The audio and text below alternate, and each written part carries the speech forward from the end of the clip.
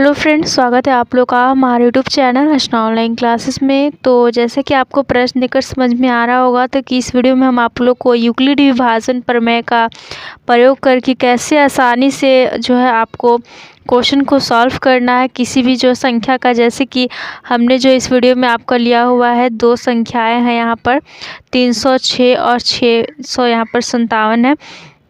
इनका जो हम यहाँ पर मसा निकालेंगे यूक्लिड विभाजन प्रमेय का प्रयोग करके, और आपको जो है काफ़ी जो है इजी तरीके से यहाँ पर हम समझाएंगे और किस तरीके से आपको जो है यहाँ पर प्रश्नों को सॉल्व करना है कि आपको जो एग्जामिनर फुल में फुल यहाँ पर मार्क्स दे। ओके, यहाँ पर क्योंकि आपको सिर्फ अंक बदल दिया जाएगा और क्वेश्चन इसमें से ज़रूर आपका आने वाला है। ओके, तो देखिए सबसे पहले हमें क्या करना है, जो भी यहाँ पर संख्या दी गई है तो इसमें से इस एक संख्या को हम ए मानते हैं और दूसरा को बी मानते हैं। ए किसे मानना है, बस जो संख्या जो है बड़ी हो उसको हम लोग जो है ए मानते हैं, उसके बाद जो संख्या थोड़ी छोटी होती है उसको हम लोग जो है बी मानते हैं। ओके, तो देख सकते हैं यहाँ पर 306 और 657 है, दोनों में से बड़ा कौन है तो ये है, तो इसे हम लोग यहाँ पर मान लेंगे। यहाँ पर सबसे पहले आपको लिखना है प्रश्न से। ओके, प्रश्न से दिया हुआ है कि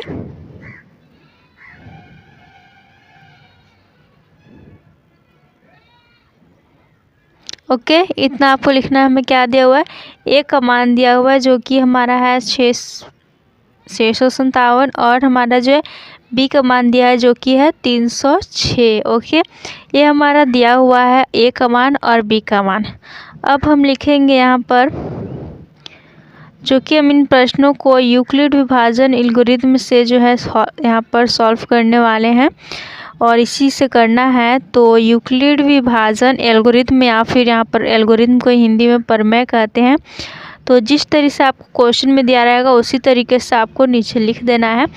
तो यूक्लिड विभाजन प्रमेय से हम क्या जानते हैं, हम जानते हैं ए इज इक्वल टू होता है B Q plus R. Okay, A is equal to होता है हमारा बी क्यू प्लस आर। तो उसके बाद जो है नीचे थोड़ा सा यहाँ पर आइए समझिए, तो यहाँ पर ए का मान हमारा क्या दिया हुआ है जो हम लिख देंगे यहाँ पर 657 इज इक्वल टू बी का मान क्या है 306 है। ओके,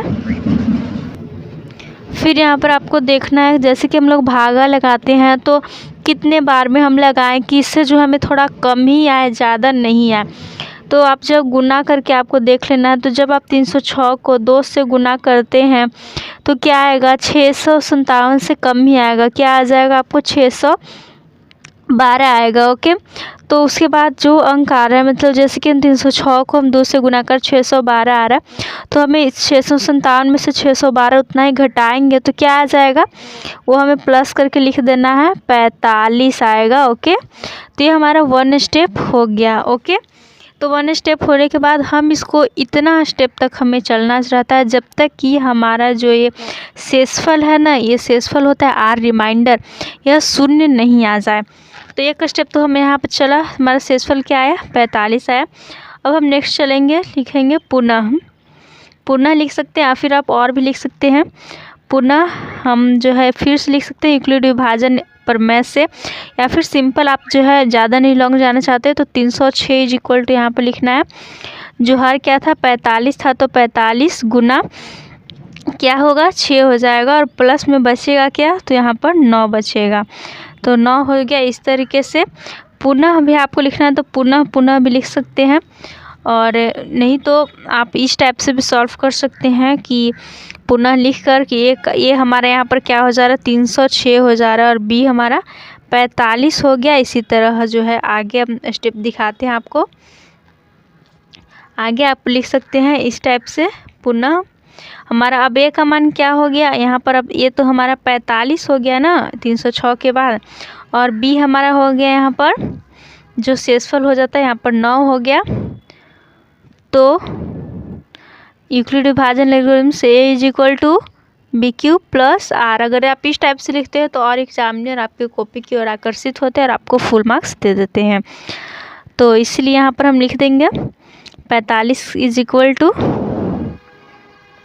यहाँ पर ये वाला डैश देना आपको और का चिन्ह ये इक्वल टू हो जाता है, तो ये क्या हो जाएगा, 9 है तो 9 गुना 9 को हम कितने बार गुना करेंगे, 45 आ जाता है 5 बार में।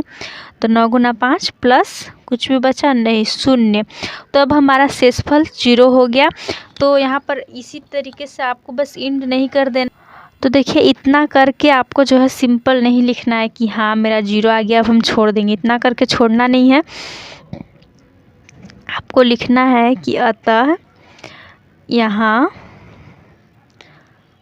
शेषफल जो है हमारा, अतः यहाँ शेषफल 0 यानी कि 0 प्राप्त हो गया।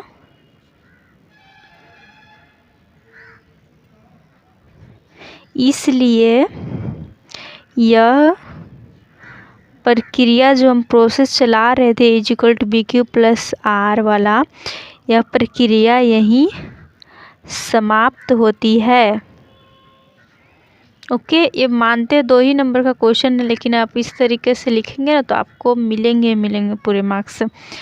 और इस स्थिति में आप इतना लिख सकते हैं और कि हमारा भाजक जो है लिख दीजिए और अच्छा ही रहेगा।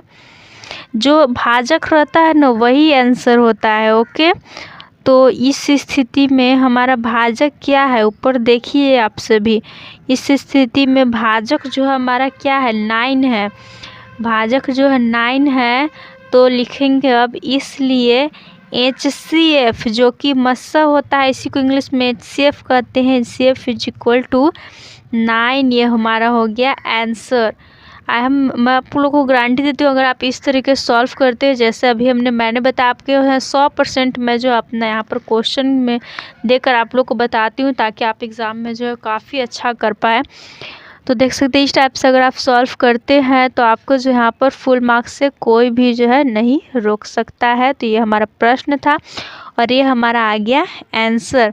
आई होप आप लोग को समझ में आ गया होगा। कुछ भी डाउट है तो कमेंट करके पूछ सकते हैं। तो वीडियो को हम यहीं पर एंड करते हैं। ये आपका जो 2 मार्क्स का क्वेश्चन रहा जो कि हर बार बोर्ड में पूछा जाता है और आपके एग्ज़ाम में भी पूछा ही जाएगा। तो थैंक्स फॉर वॉचिंग वीडियो।